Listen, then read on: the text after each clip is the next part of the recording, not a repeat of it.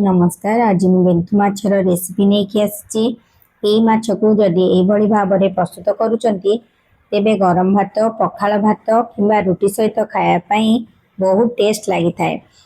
आउ ए माछ को बड़ छोट समस्ते पसंद करेंगे कारण ये माछरे पिता अंश न थाए। तेबे चलतु स्टार्ट करवा। ये है गेंतु माछ देख पारे माछ के बढ़िया भाव में धोईक सफा कर माछ जेहेतु पिता अंश न था या चिपिबा को पड़ेनी खाली धोईकी नहीं आसी। माछ देख पारे मरीगला भाया देखा किंतु सबु माछ जीचंती।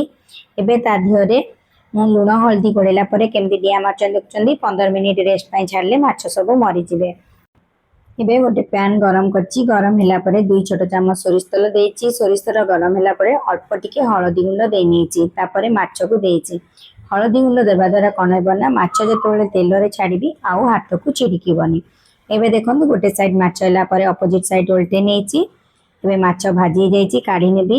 सेही सेम प्रोसीजर रे पुणी आउ जा माछ अछि अल्प अल्प की देई नेकी भाजी नेबी।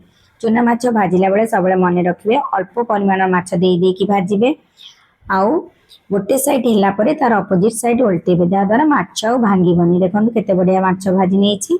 एबे मसला रेडी करिबी। गोटे पियाज नेची, गोटे टमाटो नेची, 2टा कंचा लंका, गोटे सुखिला लंका, 7 रु 8 पाखुड़ा रसुण नेची, आधा चामच जीरा, गोटे चामच धला सोरष आ गोटे चामच पोस्त नेची। ए चामच रे मेजरमेंट करिछि।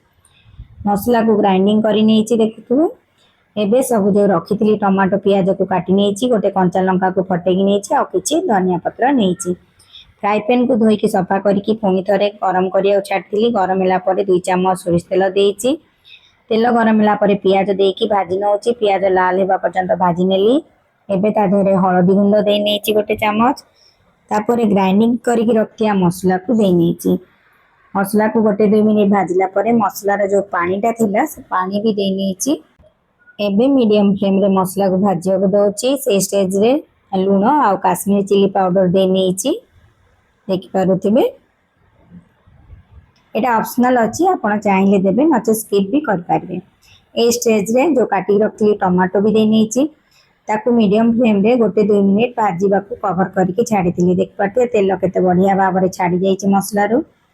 एबे गरम पानी करके रखची गोटे ताटिया पाखापाखी गरम पानी सेतरे दे नेची। गरम पानी को फुटिया को देबी मीडियम फ्लेम रे। देखंतु फुटी गलानी। ए स्टेज रे जो भाजी की रखची माछ एबे ता देहरे देई नेबी। माछ को देला परे मु भल भाव में मिक्स करि नेबी। देखंतु मिक्स कला परे जो काटी रखली ऊपर धनिया पत्र आउ कंचा लंका को देकी ताकू कवर करके आउ 3 रु 4 मिनिट फुटीबा को देबी। से मु अल्प परिमाण पानी देइछि काहेकि ना माछटा पूरा मते ड्राई ड्राई करिवार अछि। देखंतु पूरा ड्राई करनेबी पानी अंशटा। देखंतु माछटा पूरा बढ़िया भाव में हेई गलानी। केते बढ़िया देखा होछि आ खाइबा पई तो बहुत ही टेस्ट लागते।